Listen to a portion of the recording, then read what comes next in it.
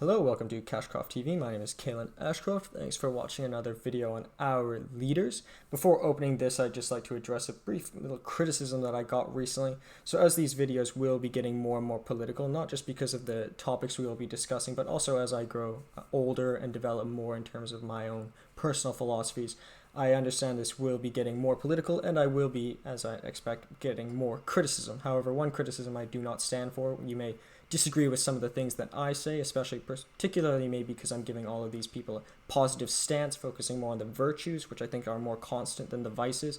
However, you may disagree with the things that I say, and you may say things that I may disagree with, and I hope you do, assume they're not addressed towards me. However, I don't think you can tell me not to speak. I think to tell someone not to speak or to prevent someone to speak is one of the worst forms of tyranny that is known to man. I guess one of the biggest just personal debates for me, what is worse, forced compelled speech or suppression of speech. I don't know which is worse, but my point is one of the worst tyrannies possible is to prevent one to speak, such as myself. So you can critique my ideas or critique the individuals I speak about, but to tell me not to speak, I think, is the worst form of tyranny that perhaps any tyrant in the history of the world has ever engaged in. And perhaps the only difference between them and you is that they had power to do it and you do not.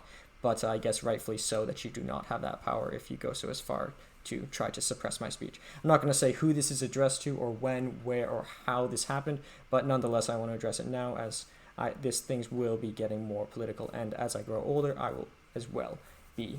So nonetheless, we will be going on to the President of Turkey, Recep Tayyip Erdoğan, and the President of Switzerland, Simonetta Sommaruga, pardon me. Difficult pronunciation for me. I'll try to nail it down by the end. It's mostly because it's most of the time I've been largely reading these topics, so my apologies if my pronunciation is occasionally not perfect. I think that I'm just trying my best, but nonetheless, I hope you respect the ideas. So we'll start with Erdoğan. So Erdoğan was born on the 26th of February 1954. For me, something that just jumps out is he's 2 years older than my father. I guess that just kind of helps me conceptualize the sort of age group that he is in. He is a Turkish politician. He is currently serving as the 12th president of Turkey, which throughout his time leading up to it as well, he also grew the powers of the president. Prior to becoming president, he was Prime Minister of Turkey from 2003 to 2014, and he founded the Justice and Development Party, the AKP party, in 2001 and won victories for the party as Prime Minister in 2002, 2007, and 2011, ultimately stepping down from the party in the role of Prime Minister to become President, which is a role that he has actually amalgamated in terms of power. Particularly in response to the failed military coup in 2016, but we'll talk about this more when we get into his later life. So in terms of his birth, he was born in Kaysinapasa, which is one of the poor neighborhoods Kasimpasa, one of the poor neighborhoods in Istanbul. Istanbul is the largest city in Turkey. It's the economic and financial hub. It's also the largest city in all of Europe and the 15th largest city in the world. However, it is actually not the capital of Turkey, whereas the capital is actually Ankara, which is just a little bit smaller and a little distance away. But nonetheless, it's formerly Byzantium or Constantinople at a later date as well, so a very important city in the history of the region. He moved quickly after his birth he spent his childhood up until the age of 13 in Rize, which is the capital of Rize province, which is on the eastern, I guess on your screen, that eastern would be that direction, eastern Black Sea, as his father, Ahmed Erdoğan, was a captain on the Turkish Coast Guard. So I assume from this, one might assume, obviously we might be jumping to conclusions. His father was a captain, which obviously is a role that takes, I think, a bit more, at least physical strength, and probably was a more dominant force within the household. And ultimately, Erdoğan, as we'll see, ultimately became a football player. So obviously a family that probably appreciated or probably valued physicality in addition to also education. But nonetheless, it's important to note that his father was a captain and a seafaring man for the Coast Guard, which is for essentially a government entity. So also you might see that, if his father was gaining in effect a government salary, that is something that might have sort of triggered an interest in him to go into the government sector rather than into the private sector. He spent his holidays while young, up until the age of 13, in Gunesa, which is also in Rise, which is a smaller village up on a hill in the province. It's supposedly his family originates from this province. And in 2015, actually, much later in his life, he opened a vast mosque near the top of this mountain village. So obviously he feels very attached to this region in Rise. But nonetheless, at 13 years old, he and his family moved to Istanbul. His father gave him a weekly allowance of 2.5 Turkish lira, which even at the time, before the slow gradual depreciation of the Turkish dollar relative to the US dollar, or you could say it's the other way around, the relative appreciation of the US dollar with respect to the Turkish lira. But nonetheless, 2.5 Turkish lira was less than a US dollar even at that time. It's now quite a bit less, but also cost of living wasn't as high either, so it was almost a sufficient amount to feed him. But nonetheless, he had to sort of facilitate this weekly allowance with further entrepreneurial endeavors, such as he bought and sold postcards on the street, and obviously bought them and sold them for more as a sort of trader-like role. He also bought and sold water bottles to truck drivers who were stuck in traffic in Istanbul. He also sold samit as well, which is a kind of like a pretzel-like substance with sesame on it. And in his biography, it said that he wore a white gown and he had a little red three-wheel cart where he sold these pretzels and had them all displayed in the back. So obviously, at least we can assume he's at least self-sufficient or somewhat entrepreneurial. But I think all of these employments required a good negotiator, a good salesman to sell someone directly. It's one thing to, create a good product and sell it online or something. Obviously, that was something that wasn't available at his time. But to directly face-to-face sell a product, even if it is in high demand like water, is something that must be accounted for in his character. He played semi-professional football as well during this time at a local football club. Actually, Fenerbahçe Spor Kulübü, which is a football club, wanted him to transfer to that club at this time. However, his father prevented it. However, later he would join Kasımpaşa as a football player. And later, actually, Kasımpaşa SK, or the football stadium of that league, has recently been named after him. And he played actually football just up until his role as becoming mayor of Istanbul, as we will soon see. So he graduated from Kasımpaşa PL Primary, and he went on to Imam Hatip School, which is kind of like an alternative vocational school. However, it was specifically focused on religion as well. About 1/4 of the curriculum was dedicated to Quran studies and the life of Prophet Muhammad, and as well the Arabic language. So I don't know what percentage of the quarter was actually the Arabic language, but I don't think that is too interesting. But I think 1/4 of the studies being dedicated, approximately 1/4 to the Quran and Prophet Muhammad, is obviously quite a different curriculum, not only for around the globe, but even within Turkey. As we'll soon see, he was actually prevented from going to the university that he wanted for taking this sort of alternative educational path. He attended meetings at the National Turkish Student Union, which was a student-run organization that was opposed to the rising leftist movements in Turkey and the rising of communism, which actually ultimately didn't succeed. But obviously, it must be noted that he was starting to take a more conservative bent, coming from quite a religiously oriented or conservative school, and also joining the nationalist movement and opposing communism. So obviously showing sort of right-leaning ideologies quite early.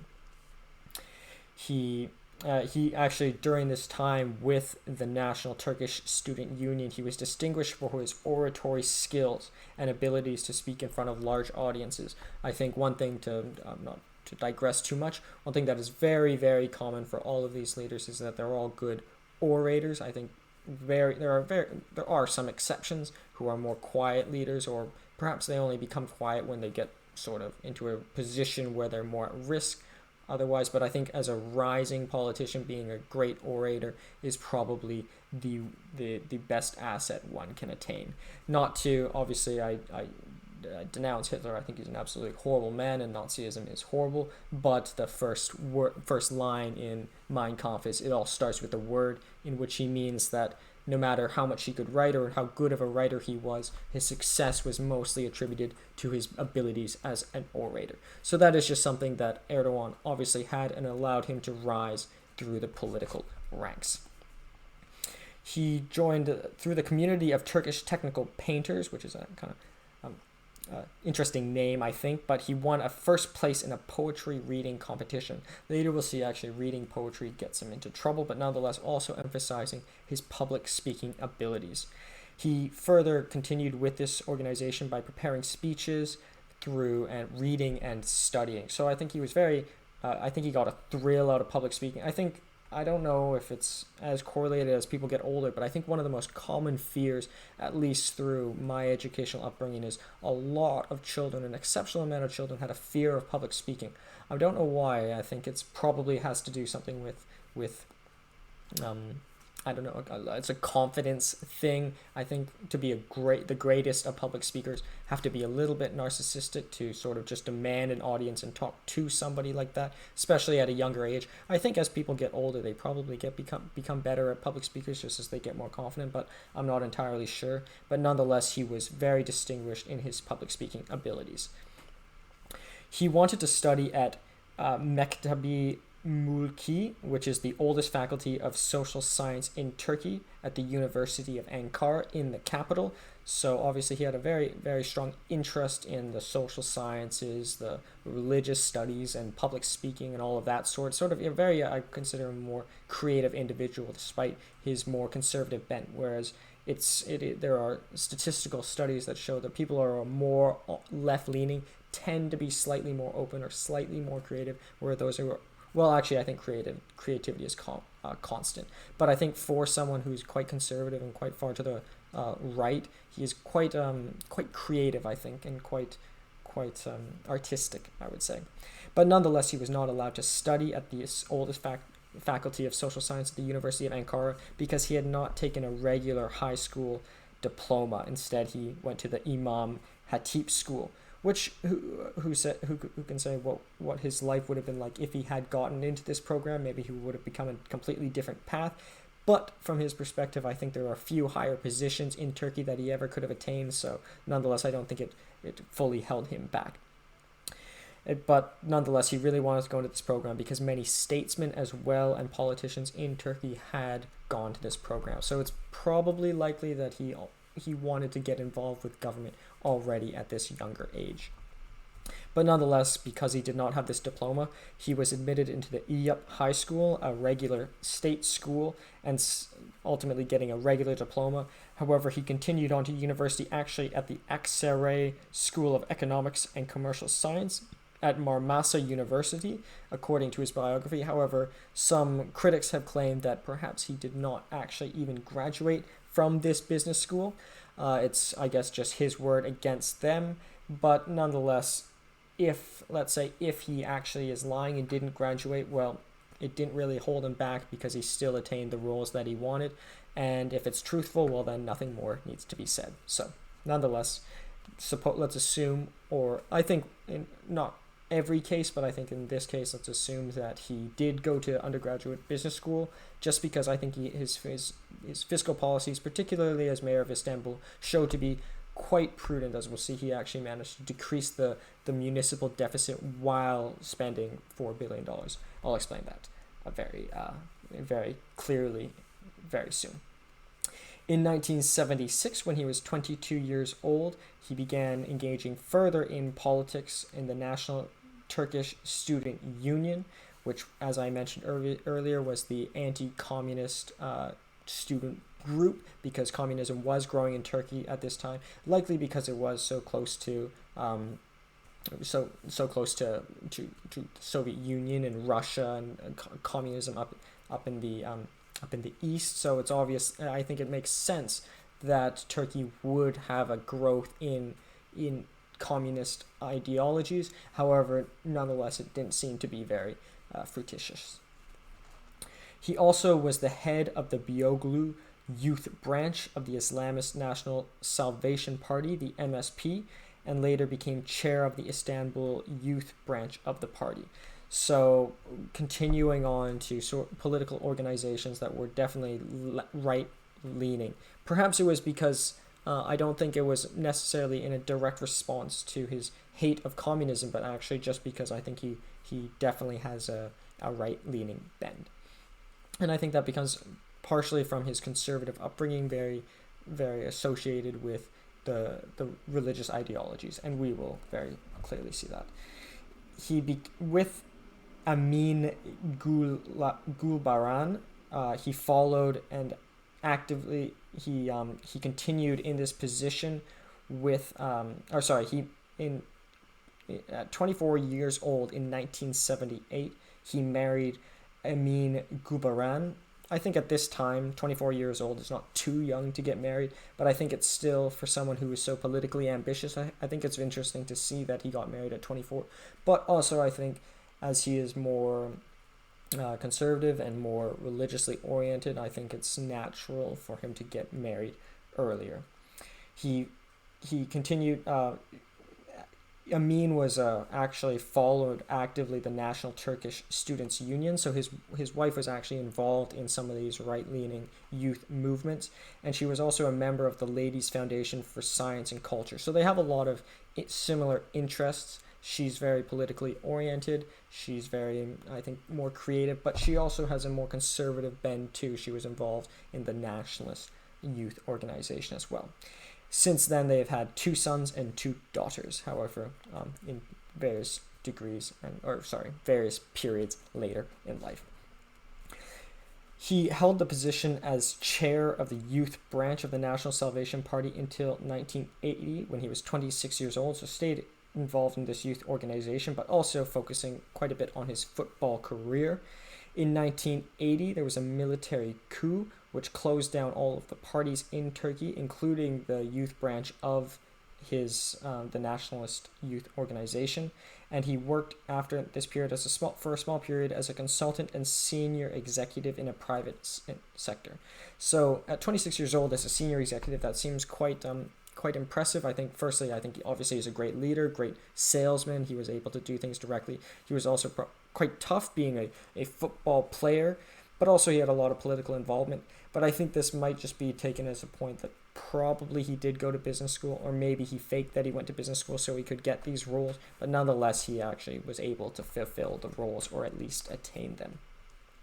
In 1983, he followed Nemetin Ubakan, into the Islamist Welfare Party. So as after all of the parties were dissolved, this individual who Erbakan formed a new party, the Welfare Party, which he sort of followed this person for quite a period in his life. I think he was very much a mentor for him, especially philosophically in terms of right-leaning ideas.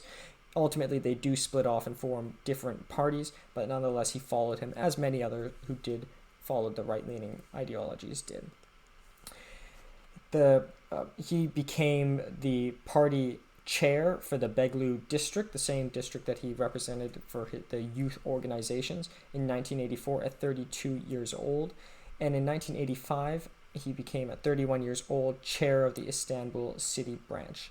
So obviously, I think he's starting to take a more municipal political position, which, as I said previously, is very, very common. I think probably the most common career trajectory is to go from municipal to state level or provincial level government into federal. Sometimes there are more exceptions where people go straight into federal. We have seen cases where they go from federal and down into municipal or vice versa, but that's the most common trajectory. Nimetin Erbakan was banned from politics by the Constitutional Court of Turkey at this time, however, and was forced to step down as prime minister for violating secularism laws of Turkey. So this is something that I think is probably the most contentious issue about Erdogan and as well Erbakan, is that they, for a time, and perhaps even till this day with respect to Erdogan, they believe that Islam should be more embedded in the government of Turkey, or at least at this time, and that's why ultimately Erbakan had to step down. But I won't talk about it too much here, but I will discuss it very soon, is that I do think church and state do fundamentally need to be separated. A really interesting argument is that by Dostoevsky in Brothers Karamazov, where Dmitri, who's the intellectual, he's very smart, and he puts out all of these strong arguments as to why the church and state should be one. But the point is, and Dostoevsky tries to get apart, is Ivan, not Dmitri, pardon me. Ivan is the intellectual, the sort of the cynic, but Ivan his arguments are all strong, but he is still fundamentally wrong, and Alyosha is the main character. But nonetheless, church and state cannot be connected, because all the religions do have merit, and I think everyone should read them all. I'd be lying if I had said I've read them all. I've read passages of the Bible, and I have a copy of the Quran, which I've read a bit of, but I need to sit down and fully read it. But to completely link a religion to a government, I think is wrong, just as it is wrong to completely link a government to any ideology. Completely linking a capitalist or a communist or any sort of ideology completely linked to a government is wrong. The government must be amalgamation of many different beliefs and many different perspectives, no matter to what extent the merit of these books might hold. For example, you wouldn't say that the United States government should derive all of its philosophy from Disney, because, well, in the case of Disney, although there's a lot of merit, it's particularly not all-encompassing. But nonetheless, I just think that what Erdogan and Erbakan were trying to promote at this time was perhaps well-intentioned, but fundamentally slightly flawed.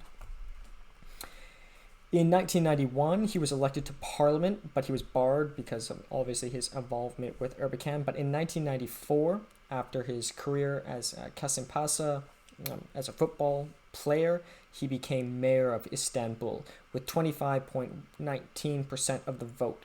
At 40 years old, he was kind of an underdog at this position to run kind of and he was criticized by opponents as a country folk, for, I guess, because he was born outside of Istanbul, but nonetheless he spent a lot of time in Istanbul. But I think a lot of people were surprised because he came from a football background, and I think the picture they sort of painted him with is kind of an older guy, kind of a country folk sort of individual.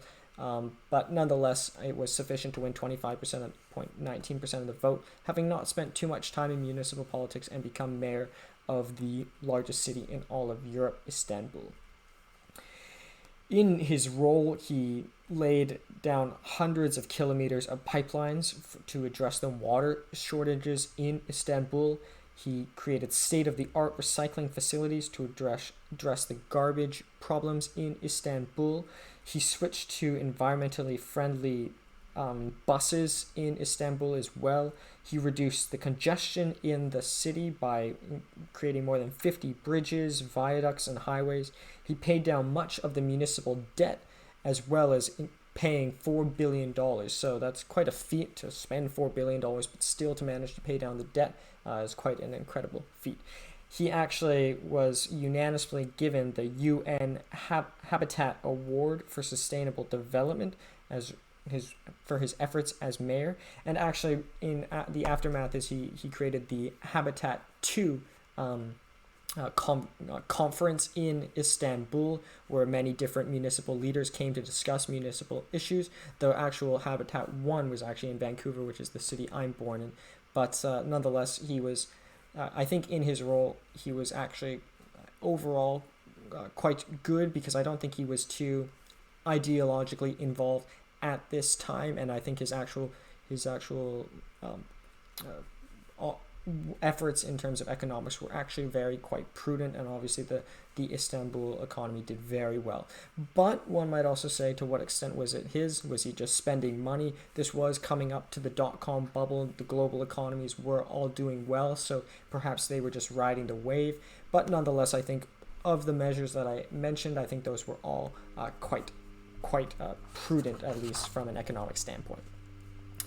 In 1997, December, the insert, however, this is when he did start getting more politically involved, getting up to the dot-com bubble of 2000. This is where I think he starts doing many things that I disagree with. I think, to not paint too broad of a picture of Erdoğan, is I think he actually was best in his work as a mayor, and I think progressively as he became into the position that he now has, he's become slightly more power hungry, which I don't think is I can fully endorse. But nonetheless, in 1997, in Sirte, which is actually his wife's hometown, he recited a poem by Zira Golub, a pan-Turkish activist of the 20th century, where he stated, and this was actually not in the poem, he stated, actually coming to our first quote, "The mosques are our barracks, the domes are helmets, the minarets are bayonets, and the faithful are soldiers." So this was not actually in the poem, but what he's saying is that Islam must be used as sort of as a weapon, and also should be further incorporated in government. He was indicted and incriminated in Turkey for incitement of violence and religious or racial hatred, and he was sentenced to 4 months in prison. He tried fighting to get a fine paid instead, but he only ended up serving 120 days. There's actually a movie, which I have not actually seen, but I would actually quite like to see, called Race, Reis, which is a movie about this indictment. Because in this period, probably the reason he stated this poem was in 1998, Erbakan and the Welfare Party declared were considered unconstitutional on the grounds of threatening secularism of Turkey, because, as we mentioned earlier, Erbakan and the Welfare Party were trying to further integrate Islam into the government of Turkey, whereas they had at the time secularist policies, which is a separation of church and state. So he was forced to step down, and Erdoğan was a prominent speaker in support of Erbakan and the Welfare Party. So it's likely maybe it wasn't just the poem that got him indicted and made him serve 120 days in prison, but just generally him speaking out and supporting Erbakan and the Welfare Party and promoting abolishing secularism in Turkey. So I think, obviously, as mentioned, secularism is I think something that should be valued in any country, and I don't think he was going the right way. Maybe he was just sort of blindly following his mentor Erbakan, and he happened to be quite a great orator and used these skills. But nonetheless, I think that I don't know, to put him into prison. I don't know. He was probably inciting violence. 120 days is a bit of a slap on the wrist, but I guess it didn't really fully hold him back nonetheless. The Welfare Party, the National Salvation Party, and the National Order Party, the Welfare Party being Erbakan's, all were banned by many judges and military individuals over various periods of time. So all of these sort of right-leaning parties were trying to build these parties to sort of incorporate Islam into the government and sort of abolish secularism. However, they all failed. So ultimately he formed the Virtue Party, which was more like an ordinary conservative party as we see in Europe. They wanted to base it sort of like many of the European Christian democratic parties. For example, the Christian Democratic Union, of which Angela Merkel hails from. So in those parties, for example, the Christian Democratic Union in Germany, or Deutschland, is although it has a Christian base, it still advocates for secularism. So it's not trying to fully thrust Christianity into all of the facets of the government. So that was sort of the policy of the Virtue Party. But in 2001, it was banned. So therefore, there was a split between Erbakan, who founded the Felicity Party, the SP, and Erdoğan went on with Abdullah Gül to form the Justice and Development Party, the AKP party, where finally they managed to gain much more traction. But it's interesting to note at this point he actually stepped away from Erbakan, and perhaps it is indicative or shows that he took a step away from trying to get rid of secularism. It was decidedly an Islamic because they believed that a fully Islamic party would only be able to get 20% of the vote, so they sort of took a step down and sort of agreed to the secularism ideals in Turkey. So therefore, in the general elections, they won 34.3% of the vote, and Erdoğan became prime minister on March of 2003 at 49 years old. He was actually banned from becoming prime minister at the time, so the co-founder, Gül, or Abdullah Gül, actually became prime minister and unbanned Erdoğan, and Erdoğan became prime minister of Turkey at 2003 at 49 years old.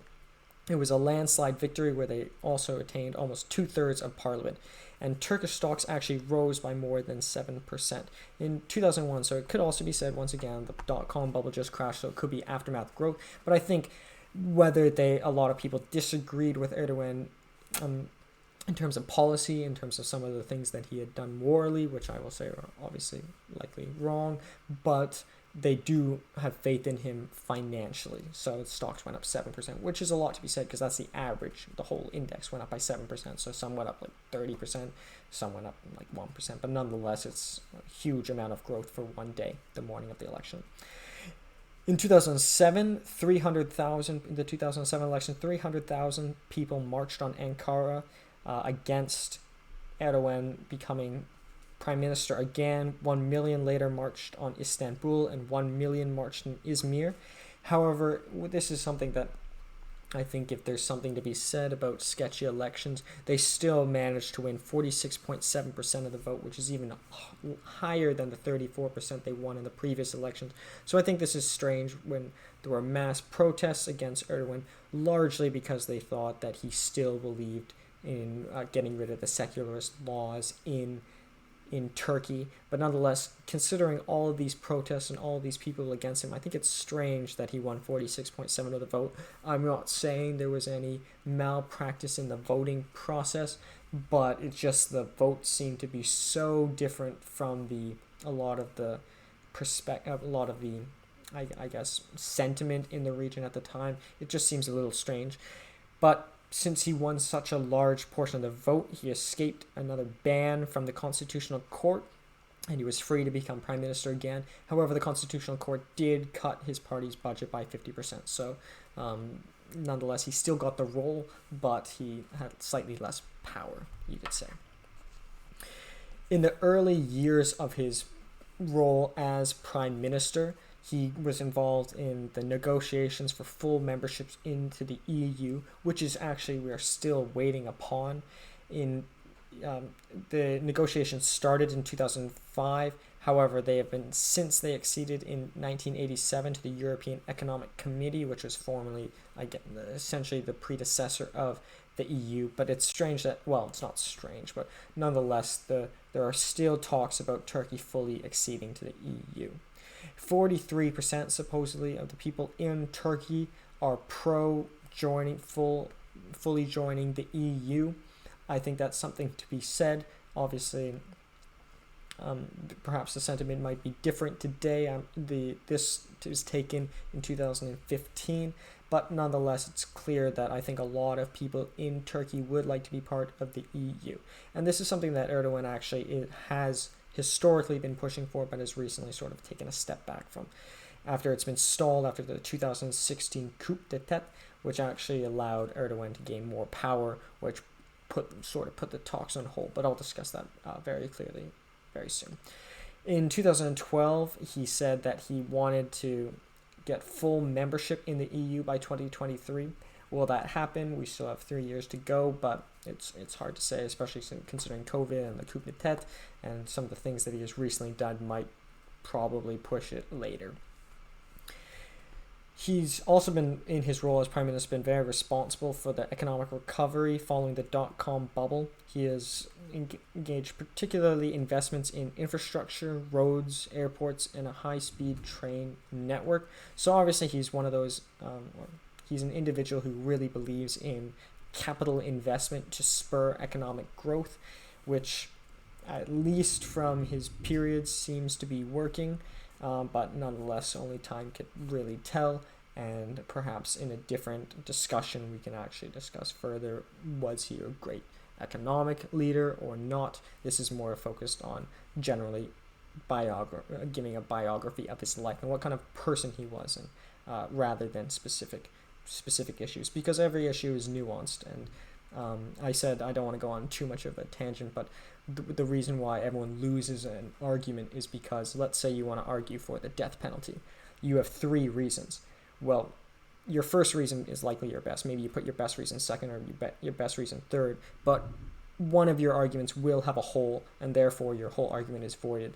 Whereas the best arguments are one with one argument, but it's not seen as a full argument. So nonetheless, the point is I don't want to argue about these people. I'm just trying to biograph, sort of particularly focusing on their merits as a leader. But nonetheless, I do want to say it here and say it now. There are many things that Erdoğan has done that are, I would say, bad. So, but nonetheless, he has also done some things that are good as well. So he has been criticized in his role as Prime Minister for his links with Fethullah Gulen and the Gulen movement, which has been as a designated terrorist organization by the Turkish state.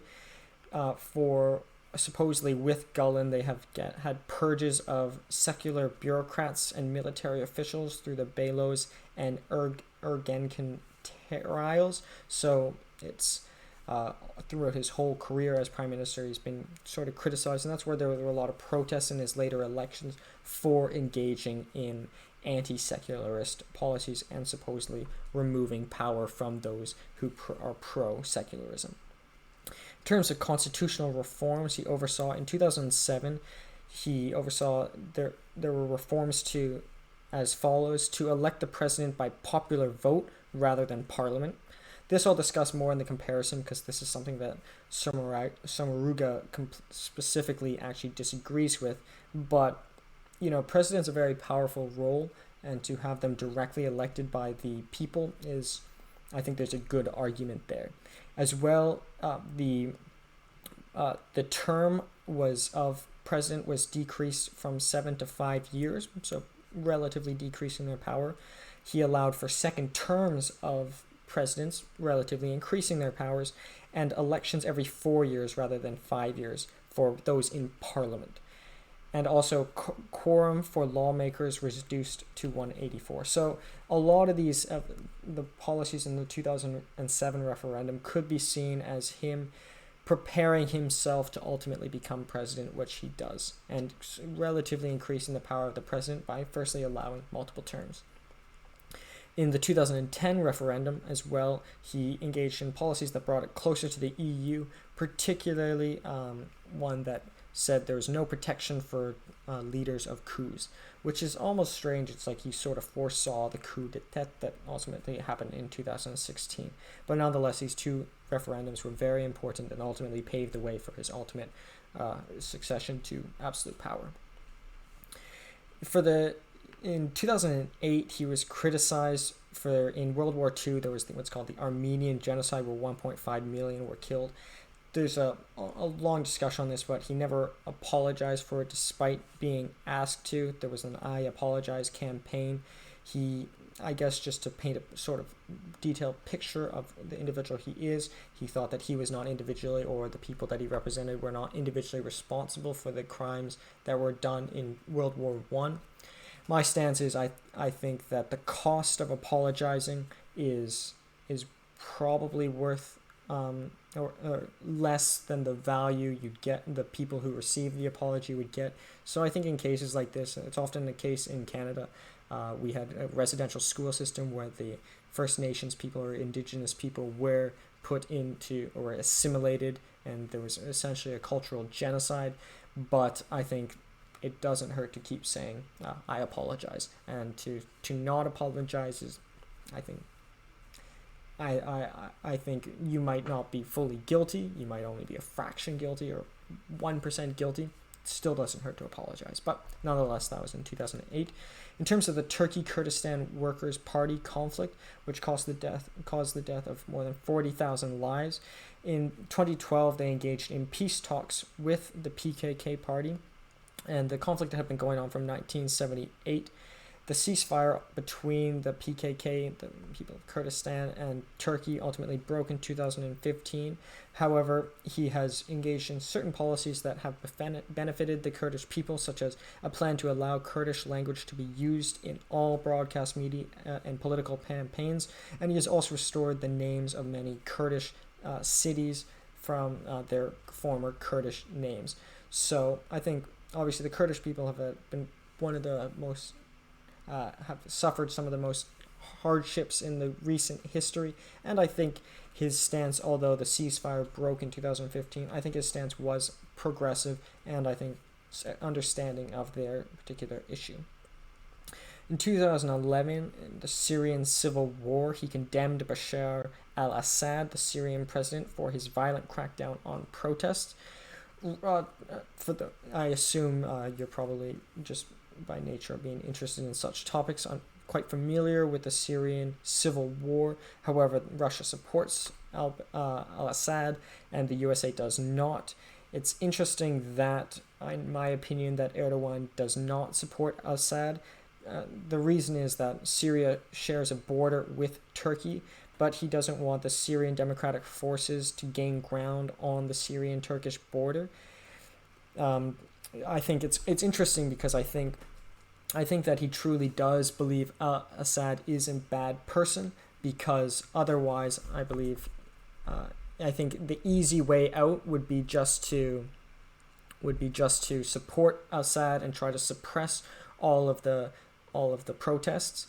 However, I think the fact that he's speaking out against al-Assad potentially puts at risk his country and the sovereignty of Turkey. So I think obviously he does see that Assad is a bad individual. Obviously, Russia has its own opinion because Russia, firstly, in effect, wants to sort of undermine the U.S. autonomy and therefore sort of sees them as a potential ally. But nonetheless, he's considered for this reason for his involvement in Syria and his involvement in Kurdistan and other regions as a neo-Ottoman, for wanting to restore the Ottoman Empire, where it was probably the strongest period for Turkey, in that they had a sort of a hegemony across the whole region. And he really sees that Turkey has a large responsibility in the region. Just to briefly talk about the Syrian, I know there's often some previous criticism about my right to speak about such issues, but I have actually stepped across the Syrian border in 2014. I was visiting Jordan. I was in Amman, and Amman is actually, just if you go north, like literally you take a road and you can go into Syria. And speaking of Syrian people, I definitely think, obviously the refugees think that Assad is a very cruel and wrong individual. And, the difficulty is, for example, should Assad be removed from Syria is a very, he definitely has done bad things, and I do think he is overall a bad presence in Syria. But if you were to remove him, who's to say what might happen to the country? So it's very very difficult. It's like similar with Libya. Removing the leader has probably caused more harm in Libya than otherwise. So nonetheless, it's a very sensitive issue, but he does not support Assad. In terms of his later years, he sort of further had sort of democratic backsliding and corruption. There have been many anti-government protests, particularly because he put blocks on YouTube, Twitter, and Wikipedia, which this ultimately was one of the main causes that stalled the EU membership. As I mentioned at the opening of the video, you might disagree with what I say, I may disagree with what you say. I don't think personal attacks are great. I hope you should avoid them. But to suppress free speech, I think is quite tyrannical. So I do not support his blocking on YouTube, Twitter, and Wikipedia at all. In 2013, there was a $100 billion corruption scandal, which led to arrests of many of his supporters and incrimination of his allies. However, he was not personally incriminated, probably because his role as prime minister, he was powerful enough to avoid it and wasn't found personally liable. There have been souring relations with his relationship with Gulen, who is a claimed terrorist by the Turkish state, and he has recently incriminated many judicial, bureaucratic, and military positions and supporters of Gulen. So this could be seen as a step away from his philosophies in support of decreasing secularism within Turkey, but nonetheless, I think I think it shows that he is a individual who is willing to change his mind. As we saw, he has changed his mind with Erdoğan in terms of, and the Welfare Party. He also did this with Gulen as well. So he's one who is, I think that actually is a sign of a good leader. I don't think, obviously it can be for the wrong reasons, but being able to change one's alliances and change one's opinion, I think is a good sign of a good leader. In 2014, he won the presidency with 51.79% of the vote. He actually has a pretty famous quote. I actually wish I had put this on the screen, but I put different quotes. There were even those who did not like Prophet Muhammad. I, however, won 52%. So just he's relating himself to Prophet Muhammad, which is obviously a very confident in oneself thing to say, but nonetheless it must be noted that even the most important or some of the most significant individuals in history, for example Prophet Muhammad or Jesus Christ, there were people who disagreed with them, but nonetheless overall history had judged them successful by allowing them to be carried down throughout history. So 52% is not perfect, it's not even close to perfect, but it's enough. It's enough to at least win him the role as president. In 2016, there was a failed coup d'etat, and in July of 2016, the country went into a state of emergency, and there were further purges in the government, and it was claimed that Gulen engaged in the coup d'etat, but he denied it. Who knows, maybe it was Erdoğan who planned the coup d'etat just to sort of get him into more power. It's hard to say. I think that's a more unlikely case. I think, a lot of these conspiracies, it's like the government is planning these secret things. I think the bigger the conspiracy, the more difficult it is to hide it and to keep it secret, and therefore the more unlikely. I think there was just a natural coup d'etat. I don't think Erdoğan directly planned it. Maybe he facilitated it, but nonetheless, it definitely facilitated in him getting more power. So judge it by its success. Well, obviously he had something to gain, because in 2017, having been a long proponent of executive presidency, the AKP allied with the far-right nationalist movement party, the MHP, to establish and make changes in a constitutional referendum of 2017, and the system was adopted in 2018 after the AKP and the MHP People's Party won the election. But essentially, he gained much more powers as president, and actually, most importantly, the role of prime minister was abolished. So it moved away from a premiership sort of government to an executive president government. Sort of, United States has a presidential system, Canada has a prime ministership government, and we'll talk about this more in the comparison, because Sommaruga actually quite disagrees with this, and I actually formally supported the presidential system because I thought it made more sense for people to vote for their president rather than vote for the party who picks the president. But it's nuanced, and I think it probably depends more on the country. But nonetheless, there is now no prime minister in Turkey, and he is president with quite sweeping powers. He has been recently fighting with criticism the Turkish debt and currency crisis as of 2018, and he has fallen in a lot of popularity. In 2019, the ruling party lost Ankara for the first time in 15 years, and as well, they ordered a re-election in Istanbul, and they lost as well with a greater margin, which he has this quote, if we lost Istanbul, we will lose Turkey. So it's actually interesting to see that despite these sweeping powers that he has got since 2017 and becoming very, very powerful president, it actually seems that his party and he are actually on the way out, which is actually, I think, generally speaking, the leaders that we've covered, most of them are on the way in. This is actually a leader, despite his age not being too old, is actually, I think, slightly on the way out, but we will see, because he has a lot of power within the country. In terms of further policies, last ones to touch on. In terms of education, he changed compulsory education from 8 to 12 years. And in 2007, there was a UNICEF campaign which he supported, which is "Come on, girls, let's go to school." So he actually supports further education for females in Turkey and prolonging the educational period. A lot of people think that the educational system may be too long. People should just stop after 8 years and go into work. But I do think there is something to be said about humans having a long period in terms of maturation, and a long period in terms of schooling, I think is beneficial. Even if one doesn't want to go into an academic field and ultimately wants to go into a vocation or the trades or something of the sort, I still think an education is important, not only just because of the things you learn, but through associating yourself with people your age group, sort of developing one's social abilities. And also, sitting down in the classroom and following a leader, listening, speaking, I think is all important skills. So 8 to 12 years I think is fair.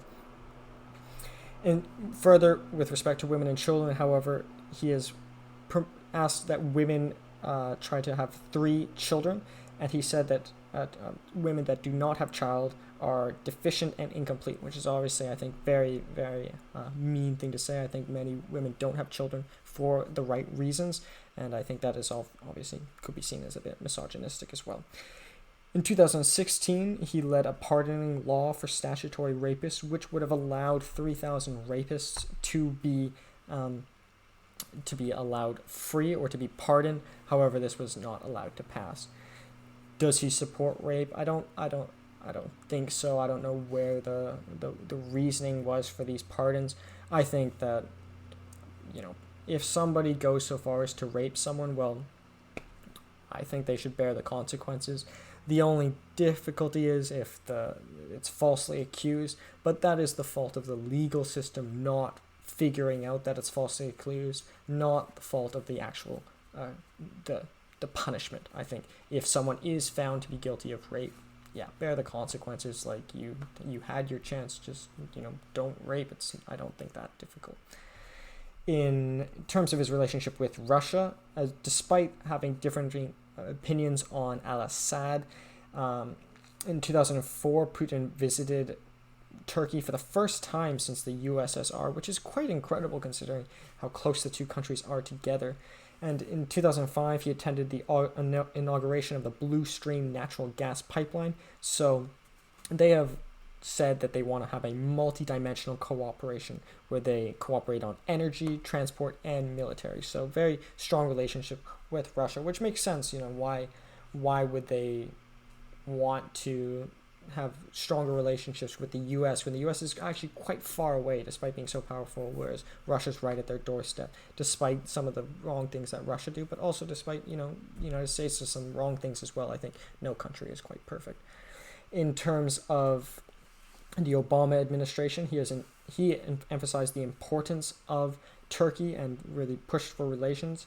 However, there was recently an issue where they bought some S-400s, which is a missile defense system from Russia, and the U.S. warned that it would jeopardize the F-35 deal, which is a fighter jet by Lockheed Martin. Trump actually defended Turkey, saying that it's unfair to block the F-45 deal just because Turkey needs to buy its S-300s or S-500s, pardon me.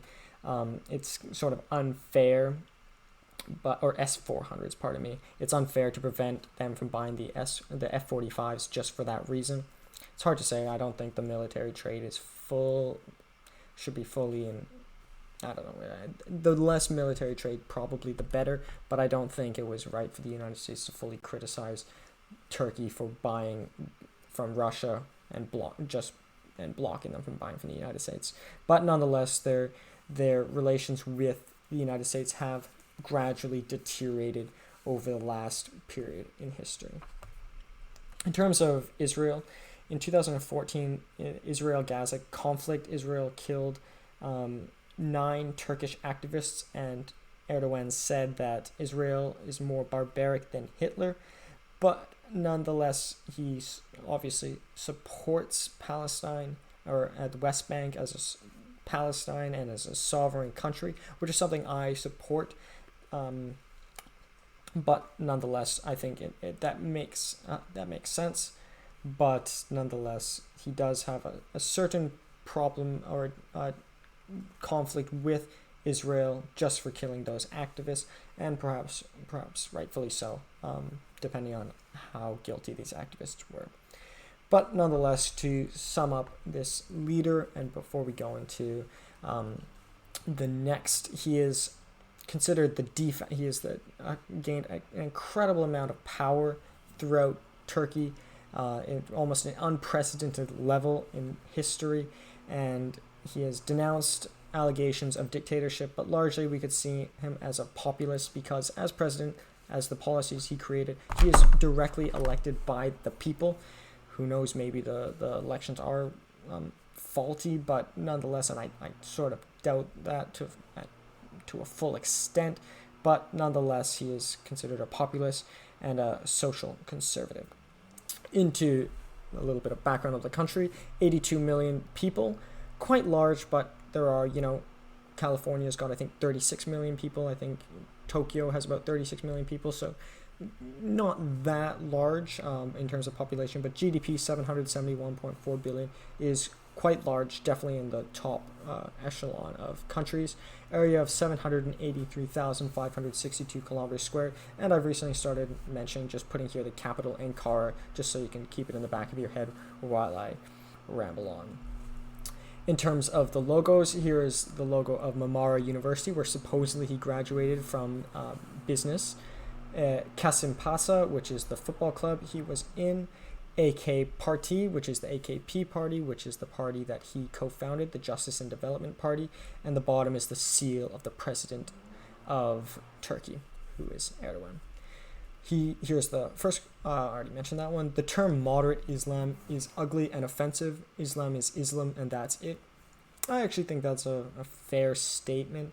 I think there are bad people who follow Islam, but it's not like, to say radical Islam is, I think, a little bit offensive, because someone who fully follows Islam could be a really, really good person, and to have a negative connotation towards it, I think, is somewhat bad. Every country needs a strong leader in order to progress. That is obviously what he stands for. He is evidently a very strong leader. Democracy cannot be defined as the existence of parliaments and elections alone. So this is something that we could see through his leadership. He has incorporated a government where the president is directly elected by the people rather than elected by parliaments. So what he's saying is that, democracy is a spectrum, and just because they have a parliament, just because there are elections, doesn't mean it's a democracy. In fact, a full democracy is impossible unless you are a small village. But nonetheless, that's obviously showing his proficiency in the philosophy of democracy. And lastly, the world is an open free market. No state can exist without the other. So this is just going back to the discussion with United States and Russia about the military deal. He does believe in an open and free market. And, despite recent setbacks, he still would like to see Turkey enter the EU, and which would allow for a larger free market, which I think is a good thing. And despite many of the bad things that he has done, and I think overall he is, moving the country overall in a good direction. So that would be my final 2 cents. Without further ado, we'll continue on to Simonetta Sommaruga. So obviously this country is extremely different, which I think it's almost comical that these two individuals are being compared, because the government system, especially the one that Erdoğan has established and the one that Sommaruga functions in and supports in Switzerland, are complete opposites. She was born on May 14th of 1960, so 6 years younger than Erdoğan.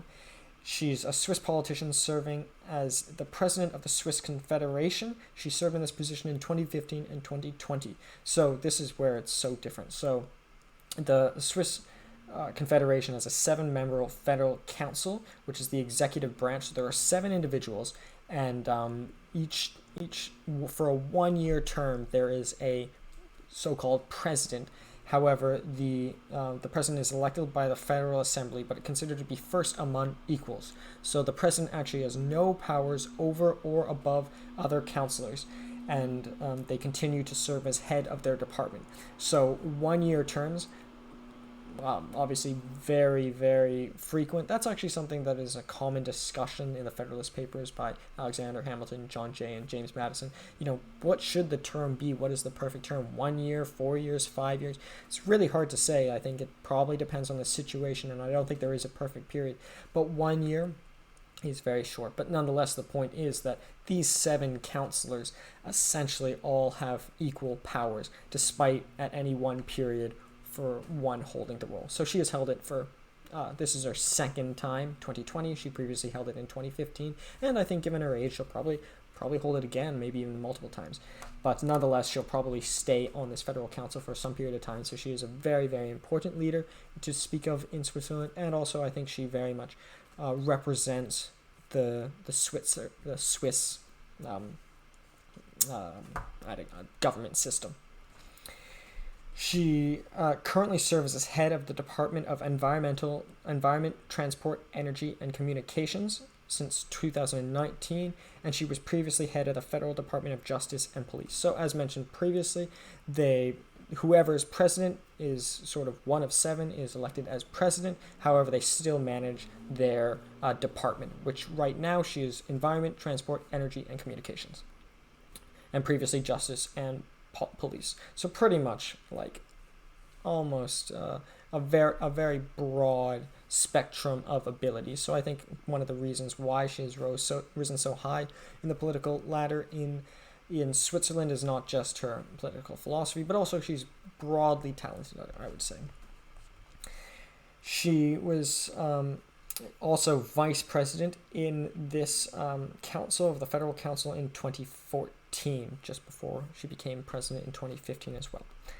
So in terms of her early life, she was born in Zug, as mentioned, May 14th of 1960, which is the largest town and capital of Zug in the Zug Canton in Switzerland, a population of 30,542. So despite being the capital of the Zug Canton, is quite small. The largest cities in Switzerland are Zurich, Geneva, and Basel.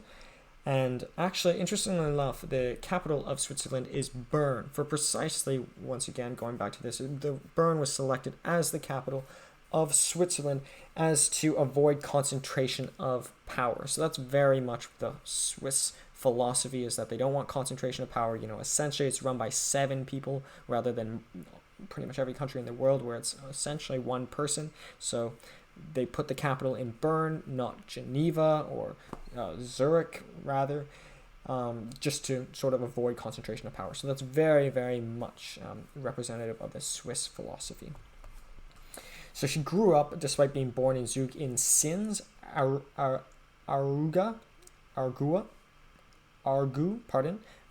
which has a population of 4,259 people. So very, very, well, not incredibly small, but quite a small town. She has 2 brothers and a sister, so a nice family. I think a very, very pleasant upbringing, particularly in sort of the Swiss countryside. Quality of living, even in her youth, was obviously very good in Switzerland, and obviously probably I think she had a very nice family and a pretty comfortable upbringing.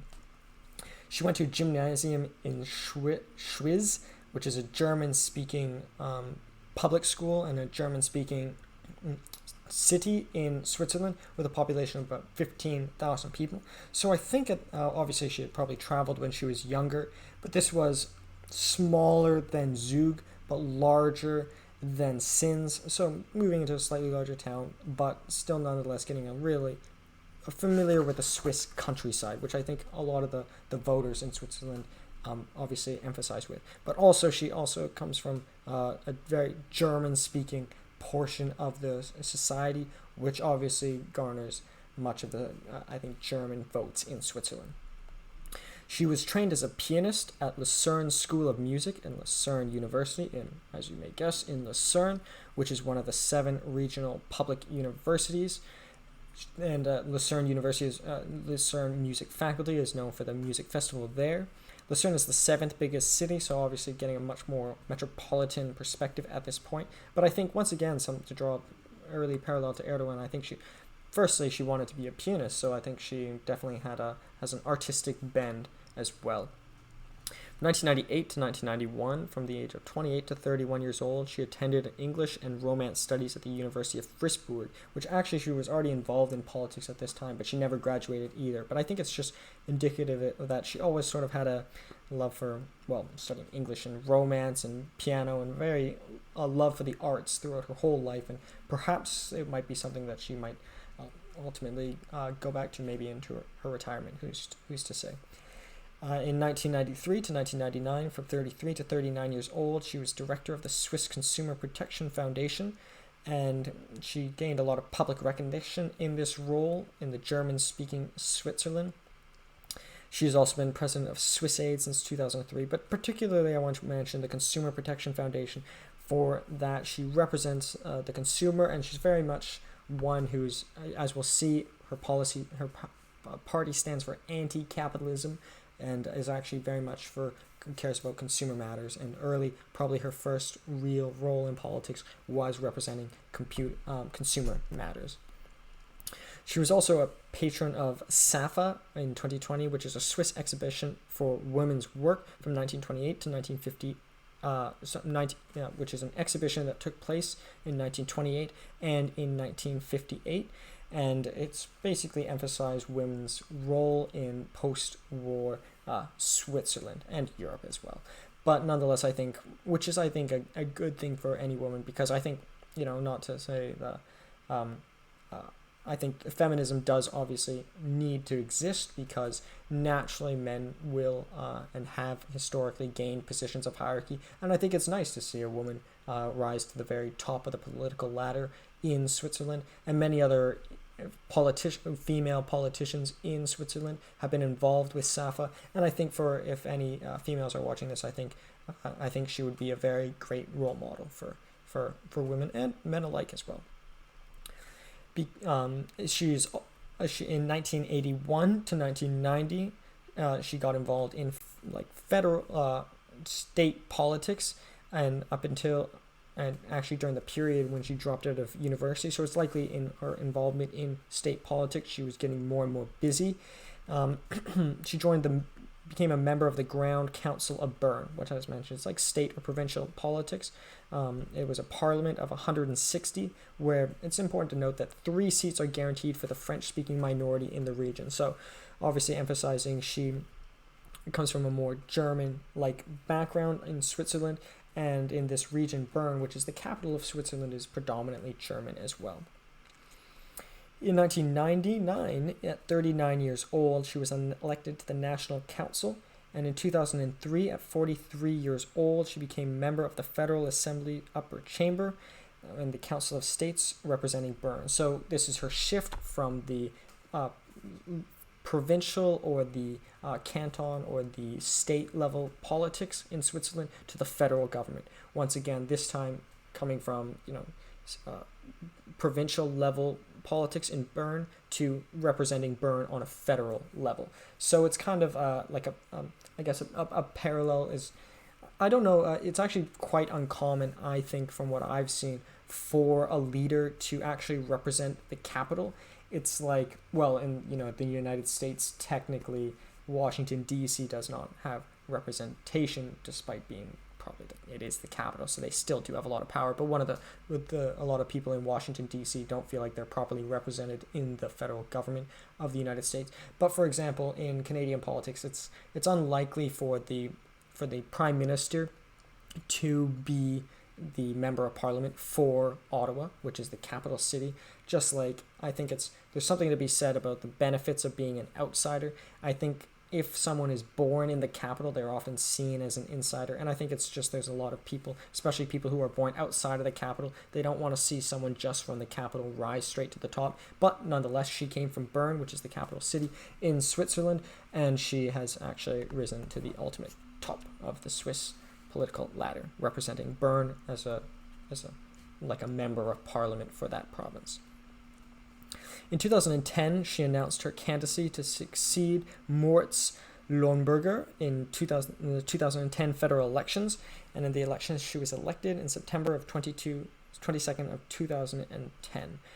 So she joined the Federal Council, which is the most powerful executive body in the government of Switzerland. As I mentioned, there are 7 individuals who sit on this council.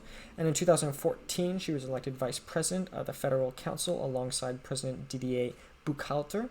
And in 2015, she was elected president with Johann Schneider-Ammann as VP, and Johann actually became president in 2016. So how this council sort of works is it seems like they sort of pass it on between the individuals.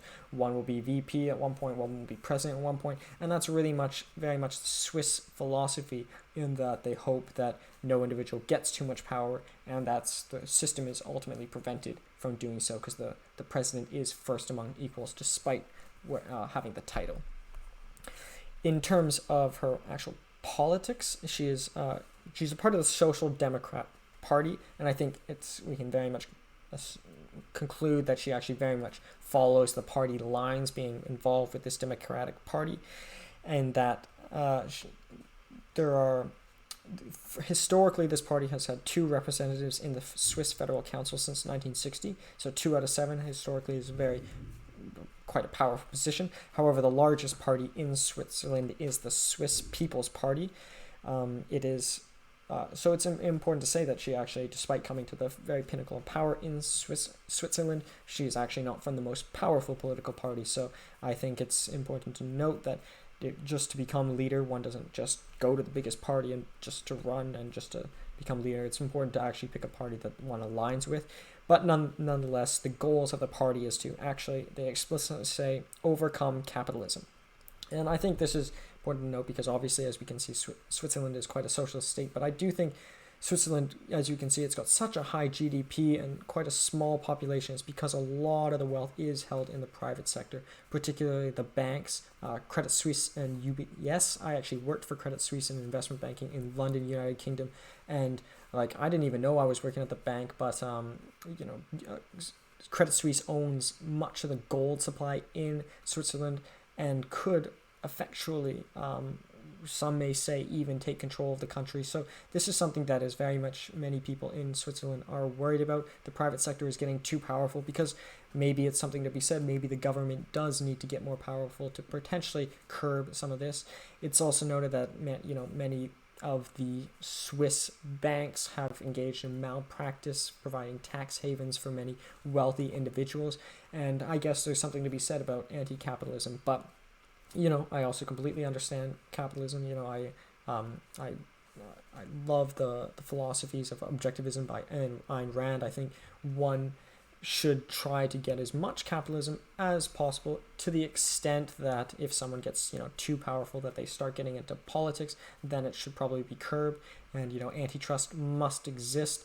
But I would never consider myself an anti-capitalist. But I would say that some of the private sector in Switzerland has become a little bit too powerful. But nonetheless, that's sort of her philosophy and the philosophy of her party, and very indicative of, I think that's the reason why she's been chosen as the leader of the Swiss Confederation at this period of time, because she really does believe in sort of a decentralization of power and sort of fears tyranny, and I think completely contrasts Erdogan's government. In terms of her personal life, she is married to a writer, Lucas Hartmann, and they live in Spiegel, Bern. Not to digress too much, Spiegel, I think of Evan Spiegel by founder of Snapchat, a co-founder of Snapchat. But nonetheless, it's interesting that she's married to a writer. I think, as we mentioned, she has an artistic bent, and I think she, if anything, or for probably many other reasons, but she married a writer who is also from an artistic background. So maybe she'd like to become a writer someday, or maybe she'll just let her husband do that while she does the government work. But nonetheless, it's nice to see a relationship where I think she's the real, powerful individual in the relationship. She is related to Cornelio Sommaruga, who was formerly the president of the Red Cross, a distant relative, but I think it might perhaps have inspired some of her career. But she's also related to Carlo Sommaruga, also a politician in the Social Democratic Party as well. So she has family in her own party, but obviously she has risen to a higher level than he, likely through merit, but also probably mostly through her philosophy. So in terms of the population and all the statistics about Switzerland, population 8.75 million, just over 1/10 of the population of Turkey, so something to be said there. GDP 705.1 billion, so 1/10 of the population and almost the same GDP. Well, we could say it's probably largely caused by the private sector, many of the big Swiss banks, but nonetheless, that's something that Sommaruga would like to sort of slow down, whereas Erdoğan, that is something that Erdoğan would like to accomplish, a higher GDP per capita. But in terms of area, 41,285 kilometers squared is quite small, but nonetheless it's in a very central place in Europe. So the Swiss people are always, sort of traveling all around.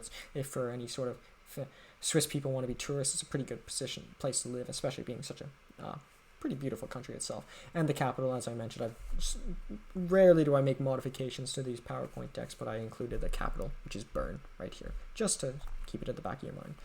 Here are the logos. In the top right, we have the crest of Zug. Down here, we have the crest of Bern, Zug where she was born, Bern where she represented in provincial politics. Down below, we have the symbol of the Social Democratic Party, and down in the bottom, we have the symbol of the Swiss Confederation, or the Swiss Federal Council, which I know it looks very similar to the flag, but it is slightly different because it's on a crest.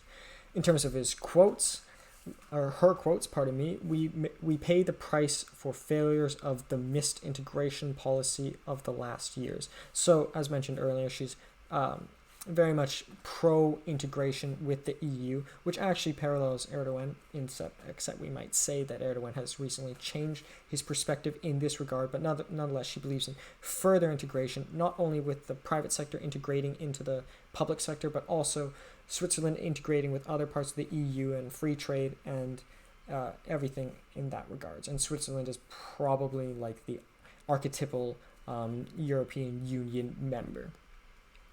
Only a system of sharing refugees can function in such unpredictable situations. So in every discussion of leaders in countries in the European Union, that they all have different stances with respect to the immigration, the refugees coming into their countries. And I think very much like she believes that everything in the EU should be shared, so should the sharing of refugees be in Switzerland.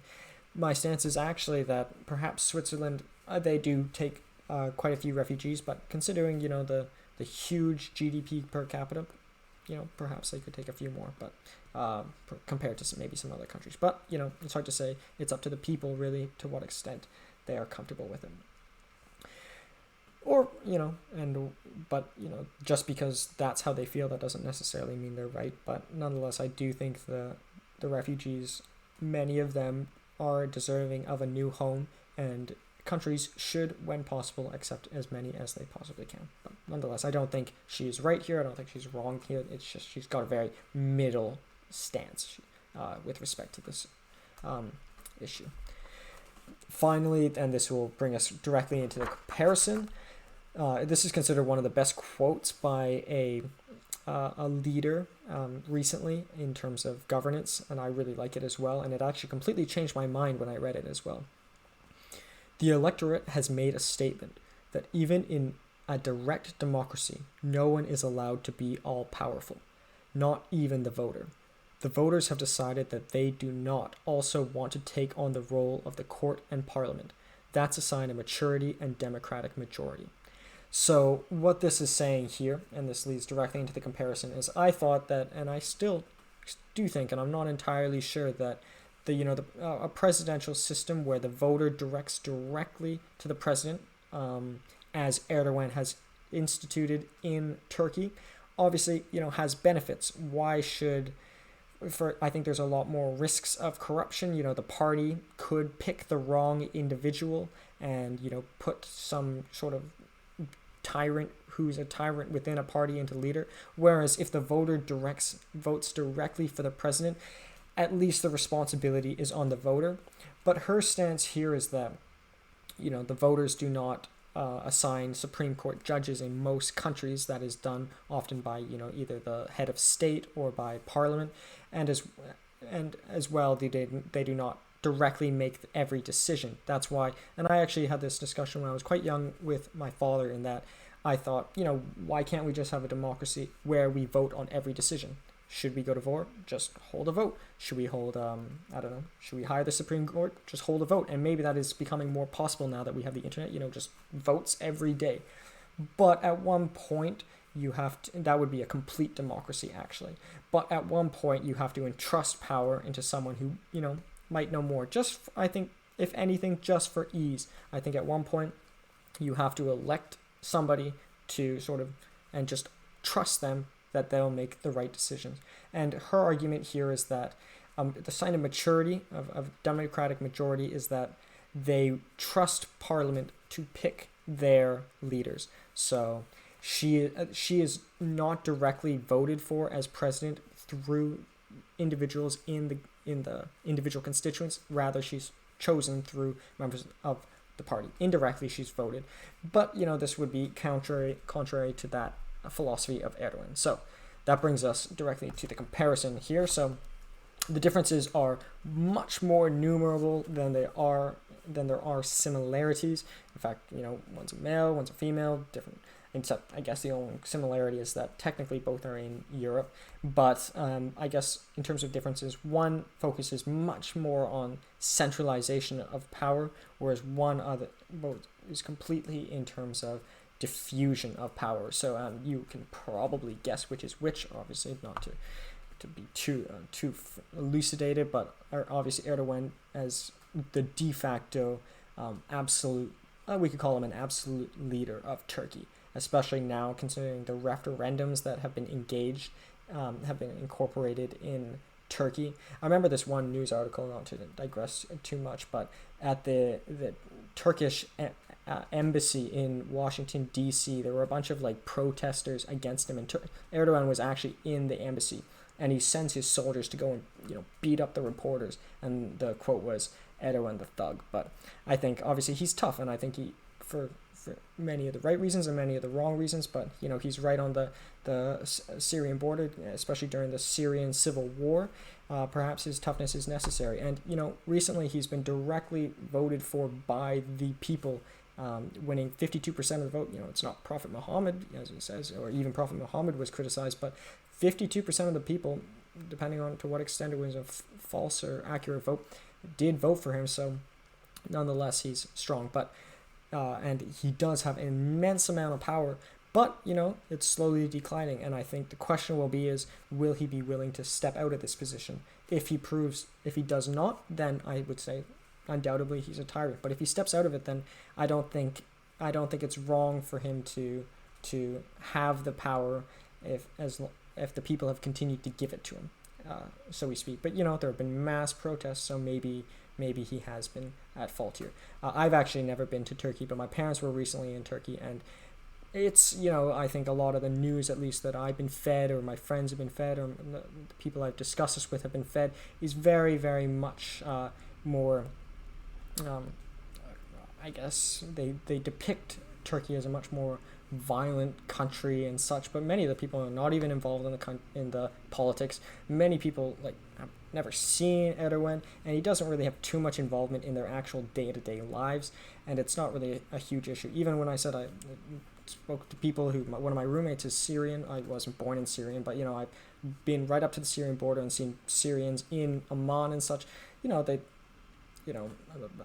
Assad is obviously quite bad, but he doesn't often affect their lives directly. But obviously that was quite different. In 2011, I was there. In 2014, it wasn't as harsh.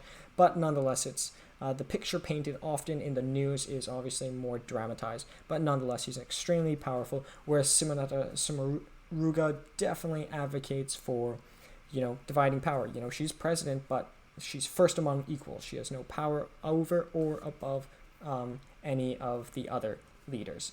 So in terms of their economically, one is definitely more well, I guess I would say more, I wouldn't call him capitalistic, but he is definitely more right-wing in terms of fiscal policy. But he is open to free trade and such. But with respect to Simonetta Sommaruga, she's definitely, as stated by her party, anti-capitalistic. So very different in that regard. But a similarity is both of them, although Erdogan has stepped away from it, or at least one wants to fully join the EU or accede to the EU, whereas one is definitely a big supporter of the EU as a whole. And lastly, I want to just close off, if anything's the message here, and I think it's a discussion that I still haven't fully decided, is to what extent should we go down the route of a complete democracy? So, obviously, Switzerland is a very democratic country, but as we saw in her final quote, which I think has been claimed to be a very beautiful quote, is that a complete democracy is firstly impossible, and at some point it must be perhaps delegated to parliament to pick the head of state, or in Erdogan's case, should we directly elect the president? To what extent? How long should the terms be? These are decisions that I don't know, and I will never know, but I think it really depends on the country, and I think that's why it's interesting that Erdogan has, he decreased the term of parliamentarians from 7 years to 5 years, so he's changing it, and I think there will be ever-changing things. In the case of Switzerland, 1-year terms, perhaps that's a little bit, I think, maybe a little bit short, but I think that's really the philosophy of Switzerland, so would I change it? Probably not. So it really depends on the country, and I hope that, obviously I'd really respect to hear your opinions, but I hope that I've shown you that I'm open to all of these ideas, and I see merit in both of these leaders, both of their philosophies, and my real effort here is to try to learn in my own respect. So, thank you so much for watching, and I hope you continue to support. Thanks. Bye.